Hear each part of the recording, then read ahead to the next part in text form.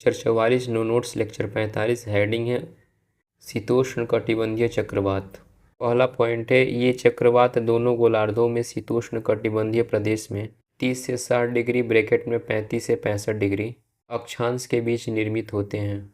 Next point है, इन चक्रवातों का निर्माण वताग्र के विकास के कारण होता है, अर्थात शीतोष्ण कटिबंधीय चक्रवात का विकास तब होता है जब उष्ण एवं शीतल वायु राशियाँ एक दूसरे की तरफ अभिसरित होती हैं तथा वताग्र बनता है।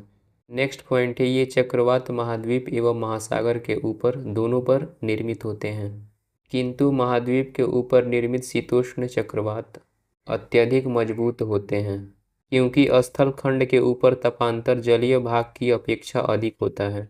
नेक्स्ट पॉइंट है, इन चक्रवातों के निर्माण के पहले सूर्य एवं चंद्रमा के चारों तरफ आभा मंडल या प्रभा मंडल का निर्माण हो जाता है। नेक्स्ट पॉइंट है, उत्पत्ति के पश्चात ये चक्रवात पश्चिम से पूरब की तरफ गति करते हैं। नेक्स्ट पॉइंट है, इन चक्रवातों का आकार उष्णकटिबंधीय चक्रवातों की तुलना में अत्यधिक विस्तृत होता है।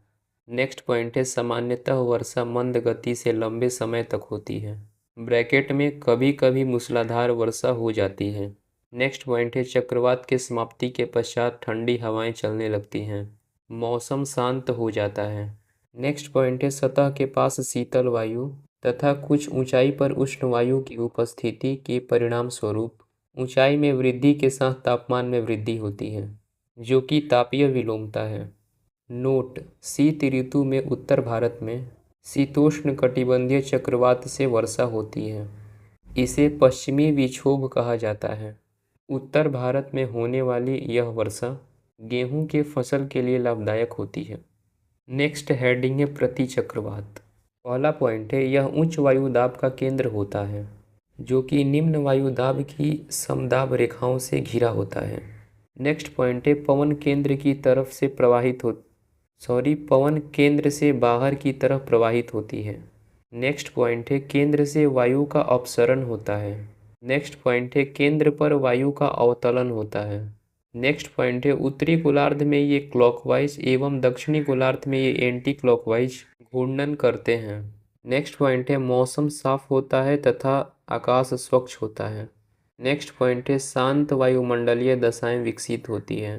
नेक्स्ट पॉइंट है, पृथ्वी पर उपोष्ण कटिबंधीय उच्च वायुदाब तथा ध्रुवीय उच्च वायुदाब के क्षेत्र में प्रति चक्रवात के विकास हेतु अनुकूल दशाएं उपलब्ध हैं।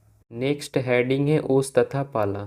ये संघनन के रूप हैं, सतह के पास घटित होता है, सामान्यतः दोनों शीत ऋतु में होते हैं। पहला पॉइंट है, शीत ऋतु में सतह ठंडा हो जाता है, परिणाम स्वरूप सतह की ऊपर की वायु ठंडा हो जाती है, जिसके कारण वायु में उपस्थित जलवाष्प संघनित होकर जल की बूंदों में परिवर्तित हो जाता है तथा फसलों के ऊपर मोतियों के रूप में चमकता हुआ दिखाई देता है। इसे ही ओस कहा जाता है तथा वह तापमान जिस पर ओस की बूंदें निर्मित होती हैं उसे ओशांक बिंदु कहा जाता है। नेक्स्ट पॉइंट है पाला डैश। शीत ऋतु में जब ठंडी का प्रभाव अधिक होता है तो सतह शीघ्रता से ठंडा होता है तथा सतह का तापमान हिमांक बिंदु से नीचे चला जाता है।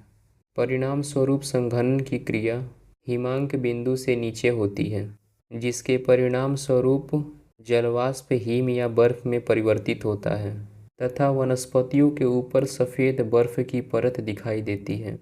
इसे पाला कहा जाता है, जो कि फसलों के लिए नुकसानदायक होता है। नोट के अंतर्गत पहला पॉइंट, बादल युक्त रातों में ओस नहीं बनती है। वायुमंडल में उपस्थित जलवाष्प का संघनन जब हिमांक बिंदु से नीचे के तापमान पर होता है तो जलवाष्प हिम के कण में परिवर्तित होकर सतह पर नीचे गिरते हैं। इसे हिमपात कहा जाता है। नेक्स्ट पॉइंट है, जब कभी बर्फ़ के बड़े बड़े टुकड़े सतह पर नीचे गिरते हैं तो इसे ओला कहा जाता है। नेक्स्ट पॉइंट है, कभी कभी जल के बूंद एवं हिम एक साथ नीचे गिरते हैं। इसे सहिम वर्षा कहा जाता है। नेक्स्ट हेडिंग है वायु राशि या वायु संहति या फिर एयर मासेस। पहला पॉइंट है, वायु का विशाल पुंज या फिर वायु का विशाल मात्रा जिनके भौतिक गुणों में अर्थात तापमान, आर्द्रता, घनत्व इत्यादि में समानता पाई जाती है उसे वायु राशियाँ कहा जाता है। नेक्स्ट पॉइंट है विशेषता। पहला, वायु राशियों के भौतिक गुणों में समानता पाई जाती है। दूसरा, वायु राशियाँ समरूप सतह के ऊपर निर्मित होती हैं। तीसरा, ये वायु का विशाल पुंज है जिसमें वायु की अलग अलग परत उपस्थित होती है। चौथा, वायु के लंबवत परतों में तापांतर पाया जाता है किंतु क्षैतिज परतों में तापमान एक समान होता है। पांचवा, वायु की लंबवत गति होती है। छठवां, वायु राशियाँ अपने उत्पत्ति स्थान के आधार पर उष्ण, शीतल, आर्द्र एवं शुष्क हो सकती हैं। सातवां, जब वायु राशियाँ किसी सतह के ऊपर लंबे समय तक रुकती हैं तो सतह की विशेषताओं को धारण करती हैं, साथ ही साथ सतह की विशेषताओं में परिवर्तन भी करती हैं। इसे वायु राशियों का रूपांतरण कहा जाता है। आठवां, वायु राशियाँ किसी भी स्थान के मौसम को परिवर्तन कर सकती हैं। नेक्स्ट हेडिंग है वायु राशियों का वर्गीकरण। इसको दो भागों में बांटा गया है। पहला, उत्पत्ति स्थान के आधार पर और दूसरा, प्रकृति के आधार पर। उत्पत्ति स्थान के आधार पर इसको 4 भागों में बांटा गया है। पहला, महाद्वीपीय वायु राशियाँ, इसे सी से दर्शाया गया है। दूसरा, उपोष्ण कटिबंधीय वायु राशियाँ, इसे टी से दर्शाया गया है। तीसरा है महासागरीय वायु राशियाँ, इसे एम से दर्शाया गया है। चौथा है ध्रुवीय वायु राशियाँ, इसे पी से दर्शाया गया है। नेक्स्ट है प्रकृति के आधार पर, इसे भी 4 भागों में बांटा गया है। पहला है गर्म वायु राशियाँ, इसे डब्लू से दर्शाया गया है। दूसरा है शीतल वायु राशियाँ, इसे के से दर्शाया गया है। तीसरा है अस्थायी वायु राशियाँ, इसे यू से दर्शाया गया है। चौथा है अस्थायी वायु राशियाँ, इसे एस से दर्शाया गया है। नेक्स्ट हेडिंग है वायु राशियों के प्रभाव। पहला, मौसम में परिवर्तन करती हैं। दूसरा, गर्म एवं शीतल वायु राशियों के अभिसरण से कोहरा बनता है। तीसरा, उष्ण एवं शीतल वायु राशियों के अभिसरण से वाताग्र बनता है। चौथा है तापीय विलोमता की स्थिति उत्पन्न होती है, ब्रैकेट में उष्ण एवं शीत वायु के अभिसरण से। पांचवा, वायु राशियाँ तापमान एवं आर्द्रता में परिवर्तन करती हैं।